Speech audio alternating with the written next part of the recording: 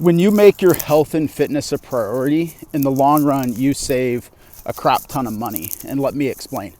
So a big concern a lot of people have when they want to become healthier, lose weight, especially when people come into our coaching program, they're very concerned that their food bill or grocery bill is going to go up exponentially because all this healthy food that they're buying.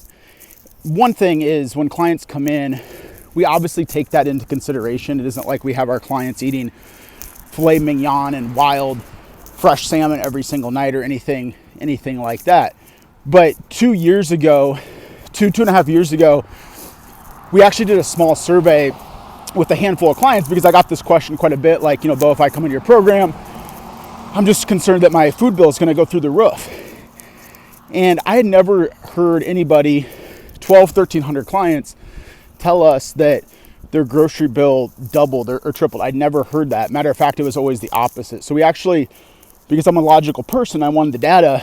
I surveyed, I think like 15, 20 clients to look in their bank account and kind of compare what they're spending on food and groceries before they came into their program and then after. And it went down by about $250 a month. And some were as high as like $400 or $500. And the thing is, when you make your health and fitness a priority, I truly believe you'll save a couple $100 per month on average. Now, some it might be a little bit less. Some it might be, we had a woman a couple years ago who lived in Chicago and was like door dashing 3 or 4 times a week. And she pulled up her DoorDash app and she had spent, I think, north of $600 in the past month ordering things off of DoorDash. But why you save money is when you go to the grocery store and such, you're not going to buy some of the crap that you had bought before. You won't buy the Oreos, the donuts, the cereal, things like that. You'll cut those out and your grocery bill will go down because of it. The other thing is too, is a lot of people, as I talk about that we do have clients, we still allow them to drink, but when they're in a season of their life where they're trying to lose weight and make their health and fitness a priority, they will typically cut back on alcohol a little bit.